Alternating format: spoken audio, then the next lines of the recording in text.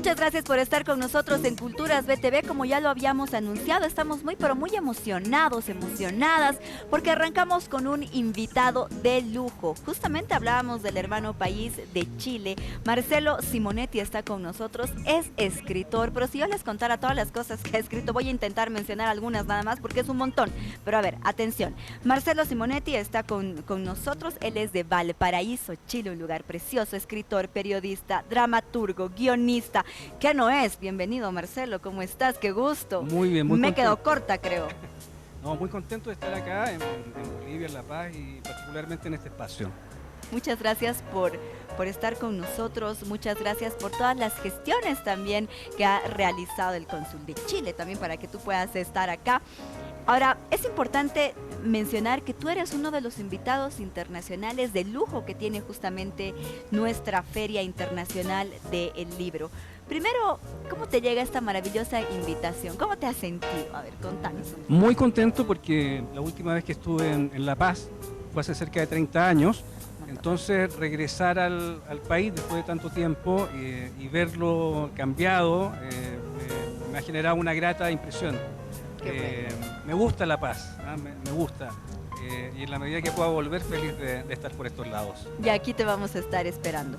Yo leía un poquito toda tu trayectoria y veo, bueno, a ver, que has escrito El Umbral, El abanico de Madame. No me quiero equivocar en el nombre, Tchaikovsky, muy bien. La traición de Borges, el disco de Newton. Has escrito un montón de libros. Redman me llama muchísimo la atención, pero también estos libros para los niños. Tienes esa sensibilidad también para poder escribir, creo que a uno de los públicos más complicados, más difíciles también, porque nuestra intención, creo, de todos es que los niños ya agarren la lectura para que de mayores también ya puedan tener este hábito. Sí, mira, yo era de una generación que despreciaba un poco la literatura infantil, la miraba por encima del hombro, hasta que escribí una novela para un concurso, el concurso Barco de Vapor, y la escribí en realidad por un interés meramente económico, tenía un muy buen premio. Y si bien no gané, la escritura de esa novela me permitió hacer un viaje a la infancia, lo que a los 40 y tantos en ese entonces no era fácil. Disfruté tanto ese viaje, el poder recuperar la mirada del niño, que de ahí en adelante comencé a trabajar más en libros para los niños y las niñas. Así que desde el 2011 o 12 he estado escribiendo libros para las infancias y ya debo tener un poquito más de una docena de libros. Wow. ¿Y qué significa para ti justamente tener a este público, no? Porque me llama la atención lo que mencionas. A veces es menospreciada, ¿no? Pero no solamente con la literatura, con las obras de teatro, con la música, o sea, como que se deja de lado.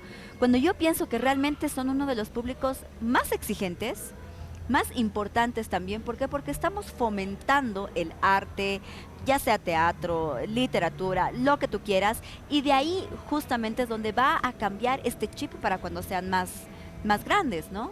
Bueno, eso yo creo que es fundamental y es lo que aprendí a lo largo de estos años donde he estado escribiendo para las infancias.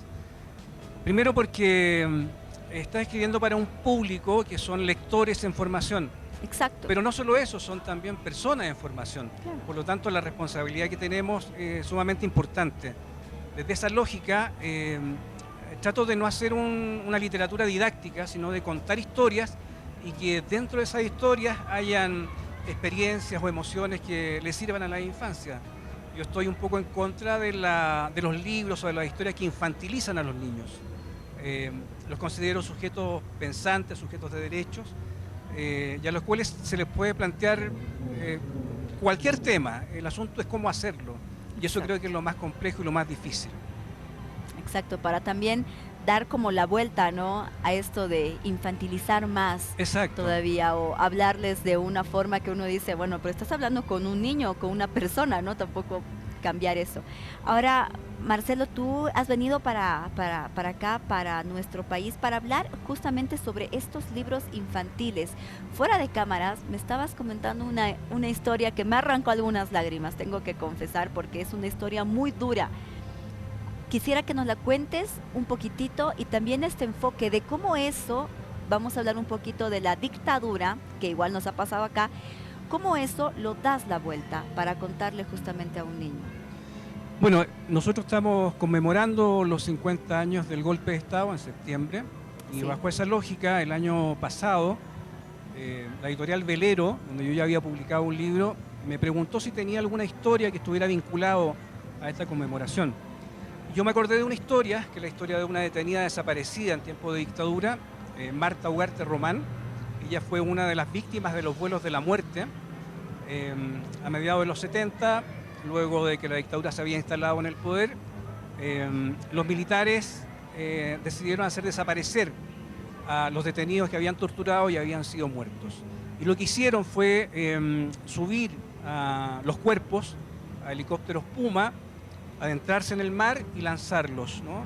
Los ensacaban y amarraban esos cuerpos a rieles ferroviarios con la intención de que no volvieran a aparecer. Uno de esos cuerpos fue el de Marta Ugarte Román. Hay un detalle que es importante y que es un poco cruento, pero lo voy a contar de todas maneras. Cuando van a subirla al helicóptero Puma, ya ensacada, ya amarrada al riel, se dan cuenta de que ella aún no estaba muerta. El capitán a cargo de la operación le ordena al soldado que la mate. El soldado saca el alambre al que estaba amarrado el cuerpo y la ahorca hasta que muere. La sube al helicóptero y la lanza al mar. Ese detalle terrible, dramático, terminó siendo un hecho que permitió que ese cuerpo lograra zafarse de la amarra. No sabría explicarte cómo, pero se zafó, claro, claro, subió a la superficie y terminó descansando en las arenas de la playa La Ballena. Y fue la primera evidencia de que la dictadura de Pinochet se mataba gente. Hubo una operación de prensa que trató de hacer pasar ese crimen como un crimen pasional, pero prontamente se supo que no correspondía a eso, sino que era una víctima de la dictadura. Esa historia a mí también me toca de cerca porque yo supe del caso, leí, digamos, sobre él, y mucho más tarde, cerca del 2000 y algo, en una reunión familiar, un tío me dice que por qué no escribo la historia de la familia, sobre todo para contar la historia de la prima. Yo le pregunto, ¿qué prima? Y me dice Marta Ugarte Román. De hecho, mi nombre es Marcelo Simonetti Ugarte. Y a partir de ahí eso me perturbó terriblemente, porque si bien mi madre fue prima de Marta Ugarte, no tuvieron una relación cercana, o sea, si se vieron una vez. Pero el solo hecho de que el horror de la dictadura hubiera estado tan cerca, de que alguien de mi árbol genealógico haya sido torturado de esa manera y asesinado, me quedó dentro, ¿no? Y en algún momento dije, voy a escribir la historia de Marta de alguna forma. Y bueno, se dio este encuentro fortuito con la editora de Velero y se me ocurrió contar la historia de Marta. Pero claro, tú no le puedes contar la historia como te la he contado ahora a un niño o a una niña. Claro, por supuesto. Entonces lo que hice fue contar la historia del mar, ¿no? Y ese mar, que es sabio y justo, que no sabe de política ni de elecciones, un día ve que desde el cielo cae un bulto, ¿no? Y cuando ese bulto cae, el mar lo acoge, lo acuna, y con la ayuda de todos los seres que hay en el mar, descubre lo que hay dentro y ven el horror, ¿no?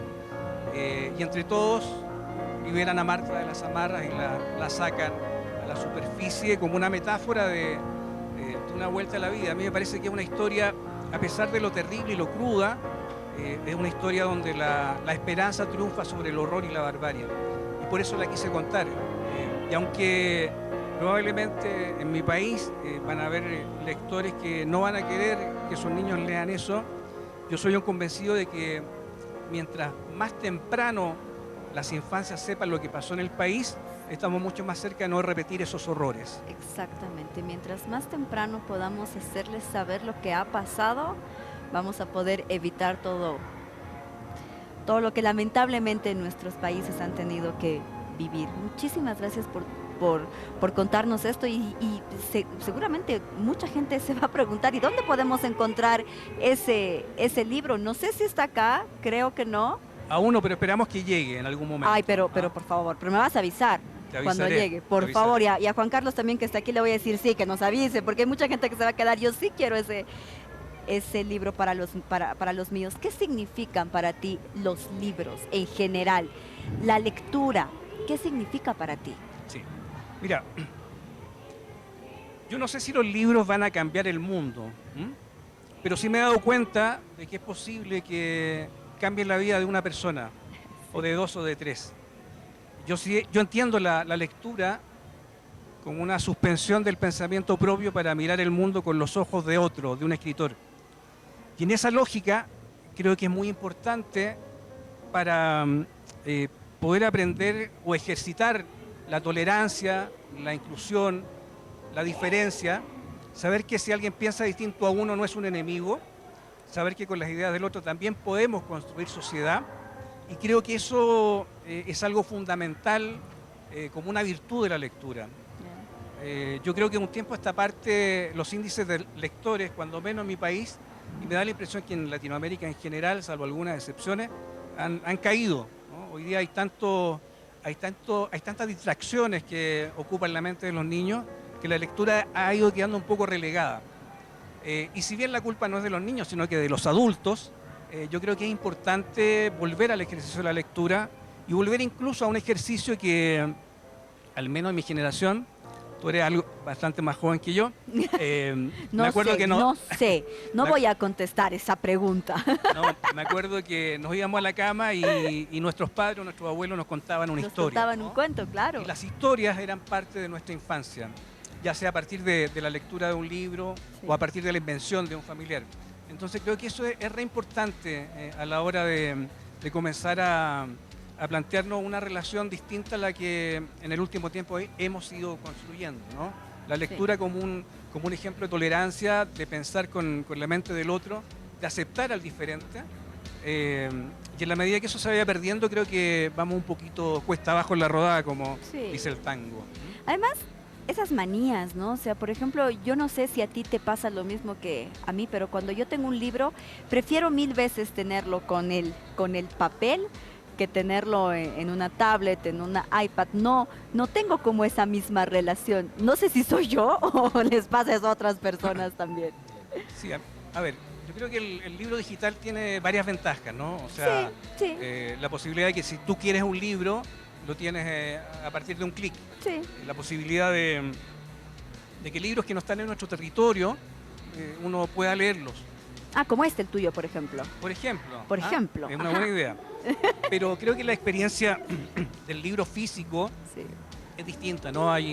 No solo es una experiencia visual como ocurre con el libro digital, sino que es una experiencia táctil, sensorial, olfativa. Es distinto. Yo, claro, prefiero leer en papel, pero si hay un libro que no está, igual recurro al digital. Sí. Además que es práctico porque tú puedes viajar con un Kindle y viajas con una biblioteca entera. Claro, que no tienes que estar cargando en la maleta 50 libros, digamos, ¿no? Lo tienes. Pero a la hora de elegir yo prefiero el libro físico. Yo también.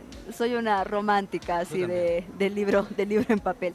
Muchas gracias por haber estado con nosotros, porque realmente has sido un invitado de lujo para esta edición de la Feria Internacional del Libro, y espero que esta relación también perdure, que pueda regresar. Bueno, ya nos comentabas que estabas aquí hace 30 años, pero que regreses entonces, que nos traigas más también de esta pasión que tú tienes por la escritura y que me llama poderosamente la atención. Muchas gracias. No, muchas gracias a ti, gracias al programa y nada, solo seguir predicando en favor de la lectura.